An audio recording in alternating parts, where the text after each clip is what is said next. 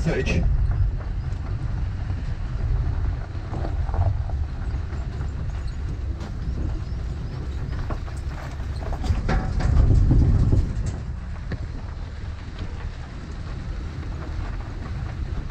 This bit of woodland here is called Midbreck Wood.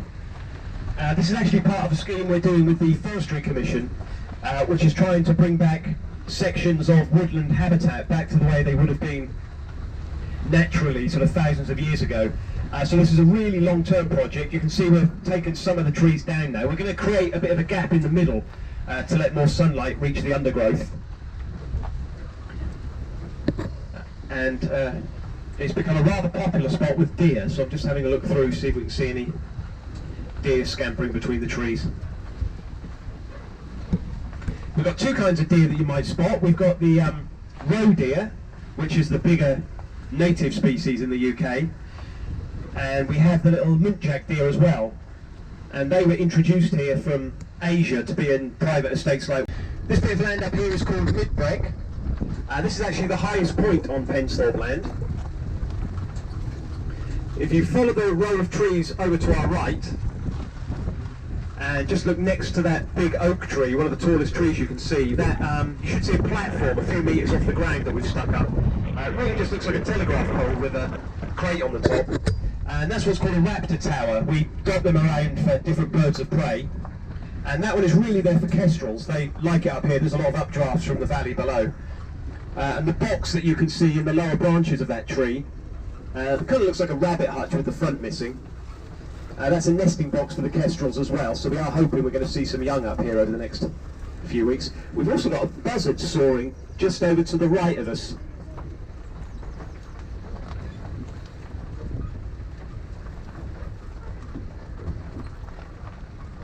You hardly ever see them flap their wings. They sort of soar on the updrafts like that. I think that might be the one that's the little bit of woodland we'll go past in about 5 minutes. We've been spotting two buzzards down there, so it might have come up from up there.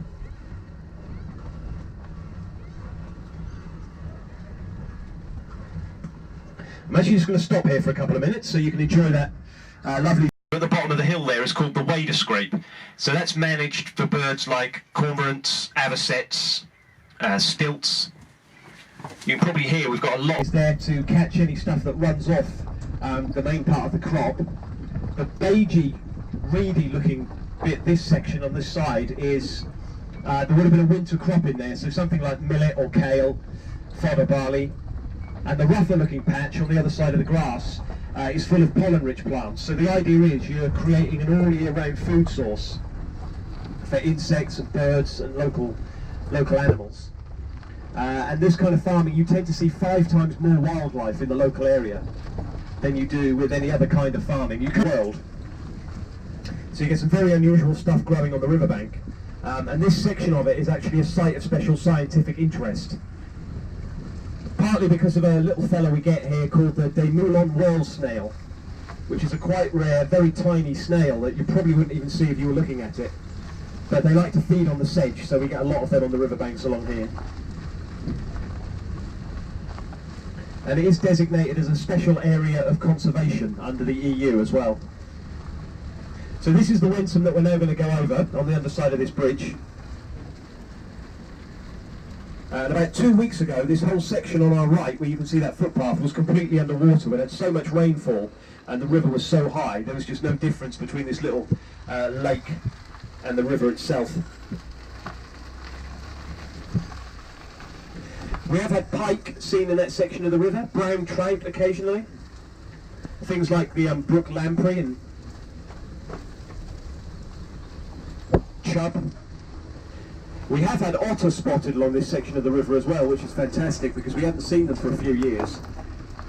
And that kind of shows us that the work that was done on the river has worked, because if it wasn't healthy then we wouldn't be seeing the otters come back. Got a nice pair of mute swans in the water on our left there.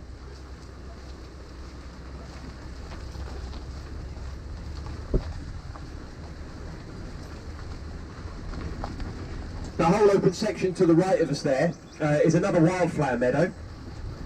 There is a footpath that goes all the way around that you can come down to. There's boardwalks and benches, lovely place to sit in the summer. Different kinds of orchid we have out there in June. And we did a survey last summer and we had 26 different kinds of butterfly and 19 different kinds of dragonfly just spotted on that bit of meadow.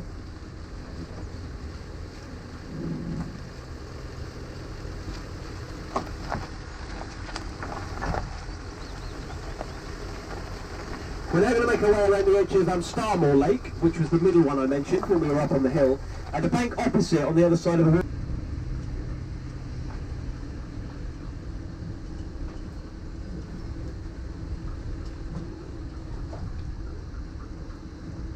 As I go round to the left here, if you look down that track on the right, which we'll actually be driving along in a few minutes' time, if you look up the trunk of one of the first trees that you can see, a couple of metres off the ground, you should see that long wooden box that we've put up there.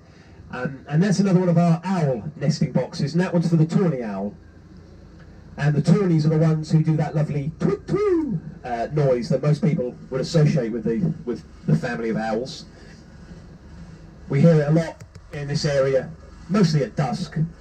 And if you have heard that, it'll be two of them talking to each other, because it's the females that make the twit noise, and it's the males that make the twoo. Which is why you quite often just hear the twoo noise going on, because it's young males trying to find a girlfriend, basically. If you look down on the ground to the right, a couple of metres from the Land Rover at the moment, you'll see that little barrel that we've left there. It looks like a little pixie house with a door in the front, really. That's we have quite a few of those in the wood. They're actually nice little homes for hedgehogs.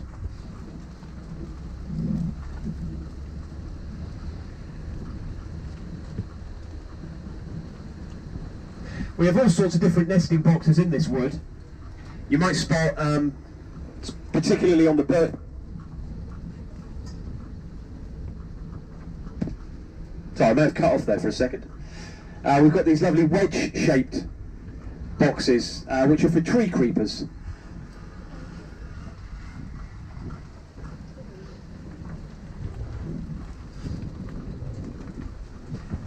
This pond on the right here, people think we've dug that out ourselves because of the shape of it. It's actually a naturally forming kind of pond that's known locally as a kettle pond. Around the world they're known by the Eskimo word pingo.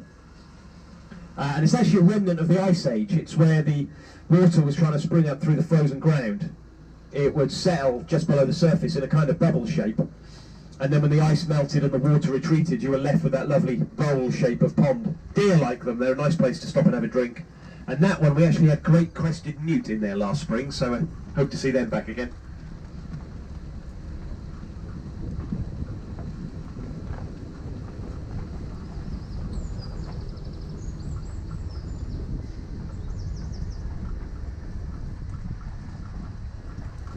Just on the other side of the water on our left, you'll see another one of those raptor towers. That nesting material up there, we put that up there ourselves. We're trying to attract a particular bird of prey called an osprey, which is a big fish-eating bird. And we know they come through here when they're migrating, but we've never had a pair that had settled down to raise young. So the hope is that by putting that nesting material up there, we might encourage them to stay with us for the summer.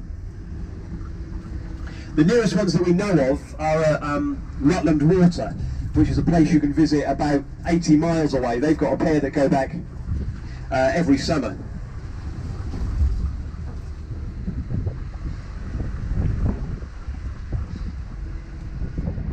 This bit of land on our left is called Ram's Paddock. There's another pingo in there. We have been spotting a grey heron. Normally if he's there he's taken off by now, but you might just spot a... No, it doesn't look like the grey heron is in there. That woodland on the other side there, though, is all sort of ancient woodland that would be ideal habitat for the red squirrels. And I hope you've had a chance to see our red squirrel enclosure while you've been here today. We're part of a big group throughout the east of England that coordinate breeding for red squirrels, and then we release the young in the wild. And the estimate is that in the height of the summer, when it's really warm and really busy, there'll be 30,000 bees that have their home in that tree.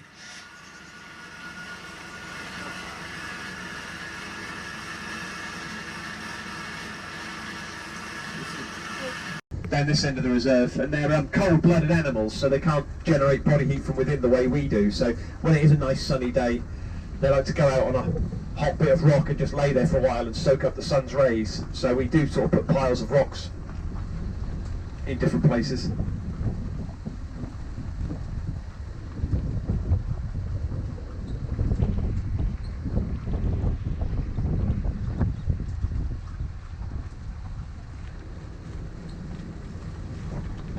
As we make our way back towards the Wensum, I'll just tell you a little bit quickly about what's happening in the Conservation Centre at the moment.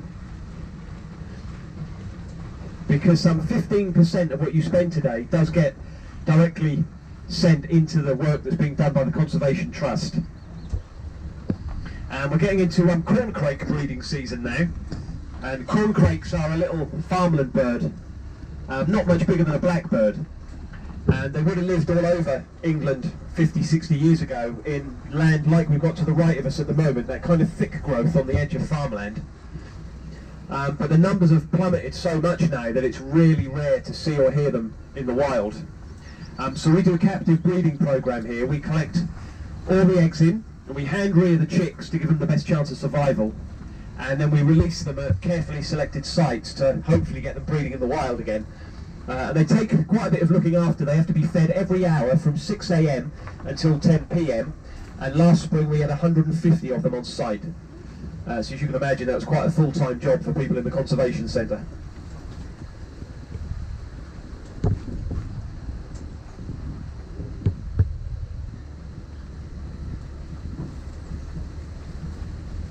$150 sounds like quite a lot, but the estimate is that you normally get about 10% of them that will come back.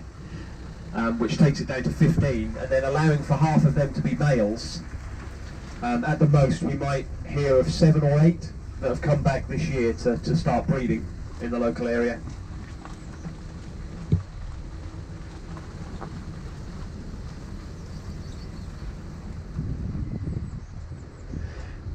This section to the left of us, on the other side of the Wensum there, where you can see those trees that look like they've been blown down over the winter. That little section in there is what's called a constant effort site, and what that means is we have some licensed bird ringers who come down and set up home there a couple of times a year, and they catch over the course of the year about 500 birds.